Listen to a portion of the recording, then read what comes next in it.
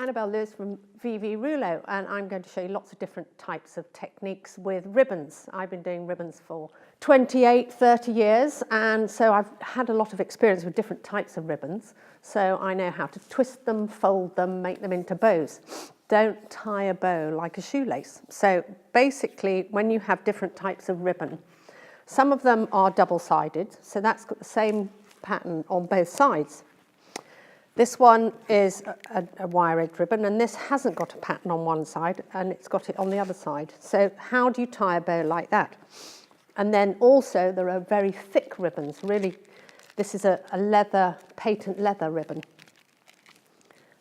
Grow grains, but this is double-sided, so that's a lot easier. So it's exactly the same both sides. But if you have one that is not double-sided, so say you have a velvet like this one, which has a lovely luscious side, that side, and then matte the other. You don't want this side showing. So what you would do is, if you wanted to make a nice double bow, and this is where don't tie a bow like a shoelace, if I take about 1/2 metre of that ribbon and I tie it like a shawl around my neck. So literally I hold it like that, and then it's like a shawl around your neck, and then you pinch it in the middle, squish it there, and then you would tie another piece of ribbon around the centre of there and turn it at the back. So I'll show you that again. So it's like a shawl around your neck, twist it, squidge it in the middle like that, and then either tie another piece of ribbon around the centre or stitch and sew it. You use a little bit less ribbon, and it's a great way of tying a bow. So we're just going to show you how to make a double bow, and the easiest way of doing it. If you cut a piece of ribbon roughly just over 1/2 metre, and another piece of ribbon, let's say we use a different contrasting ribbon, you want to add 2 different textures together, one slightly less. As I said, a shawl around the neck, and squidge it together evenly with the tails either side, squish it, and with the other ribbon, hopefully you can hold it in both hands, in one hand, and you fold it into a shawl around your neck, squish that one into a small pinched piece in the middle, place that one on top. You can always titivate it later and make sure it's all in the right place. Take your very small piece of cord or another piece of ribbon. I like using another piece of ribbon. And you put that round the centre where you've pinched it, turn it over, tie it at the back, and this is layering 2 bows together, so you get 2 rabbit's ears. 2 bows together. Contrasting grow grain and a lovely velvet. Also means that your ends are in the right place. This one I'm going to fishtail. So we fold the ribbon in half, and then you cut the outside edges into the centre. So fold in half, outside into the centre.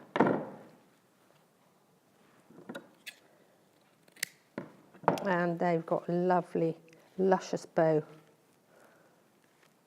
with 2 rabbit's ears and tails. Other ideas with ribbons are the wire-edged ribbon, which is my favourite ribbon. If you have something that has a gorgeous shot colour like this one, it's got 2 colours in it. And what I love doing with this ribbon is cutting it in a length. So I'm going to make an amazing rose with a gorgeous little frilly edge. Cutting the edge of the ribbon off 2 to 3 millimetres in, I'm cutting off the edge of the ribbon. And everybody thinks, why are you ruining the ribbon like this? It makes the most gorgeous frilly edge. So I go all the way along to the end of the ribbon, and I'm cutting off this piece here. I don't throw that bit away because I never throw anything away. And then I'm just going to fray the edges. So if you can see, this is shot with 2 colours. who would have thought there was bright fluoro yellow inside that? So it's Sissinghurst pink and fluoro yellow. So we've frayed ourselves a lovely edge from the ribbon all the way down. And then making a rose from that would be so simple. We've got one edge with a wire in it. We pull the wire out and we twist the wire around the end, a pinched bit of ribbon on this side.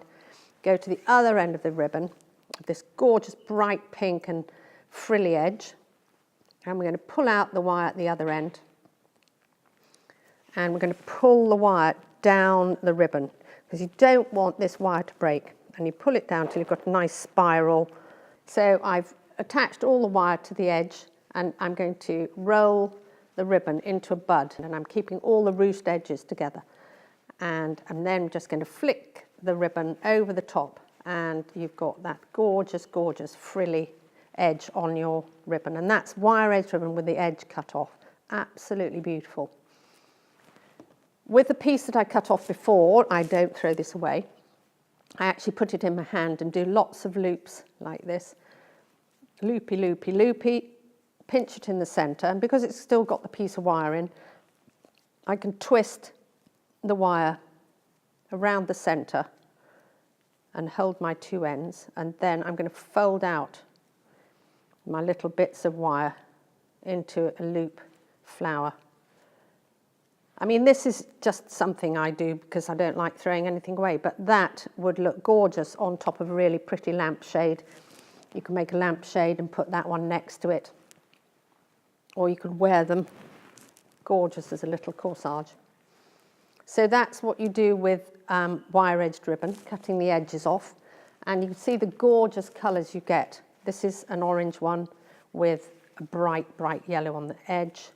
So look out for those beautiful shot ribbons to do your cutting and fraying and frilling.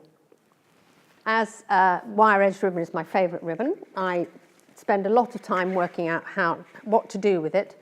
So as you see, this is another shaded ombre colour, and ruching the ribbon is gorgeous. This is where you would pull the wire on both edges. And to do that, it's quite simple. You take your ribbon and you pull the wire out on one side and you pull the wire out on the other side. You attach those two wires together, you just twist them together, and you can then hold that with your hand tightly, and with this you pull the two wires like that, and you pull the ribbon down the wire and you ruche it. I start off with it ruched to the middle first because otherwise you spend your whole time with your arms right out here. And then you need to attach this end, make sure that end is secure with the wires so that they don't pull out when you're pulling your wire at the other end. So those need to be attached as well. Just twist it together at the end. This is an amazing ruched wired ribbon. All sorts of things you can do with this. I put it round chairs if I've got to cover up some nails, and I've been doing some upholstery. I'd cover up the nails. It makes the most amazing cuffs or edges for clothing. You can attach it to an amazing dress. It also goes around the tops of lampshades, but it just makes a really nice little effect when it's ruched on both sides. Making a rosette. If you're making a rosette and you've got a wire-edged ribbon, you can pull the wires on one side and make a ruche. If you're going to make one with a ribbon that doesn't have any wire in it, then you simply just get a needle and cotton, and you don't have to be good at stitching. I always feed the ribbon onto the needle. I find it's an easier way of stitching, particularly when you're doing a tacking stitch. And literally just pushing the ribbon onto the needle, and hey presto, you're making a rosette. So you just pull the cotton, and there's your rosette. So with a really lovely rosette to go on top of a picture, I do 3 or 4 rosettes. So one tiny little one in 3 different sizes. So here's a bigger rosette, and it's done exactly the same way, where you stitch it and pull the cotton, and then the next size down, and then another little tiny one for the center. So there you have your little rosettes. But that's when you haven't got wire in the edge. And then, not forgetting, you need a tail to go on the bottom, like that.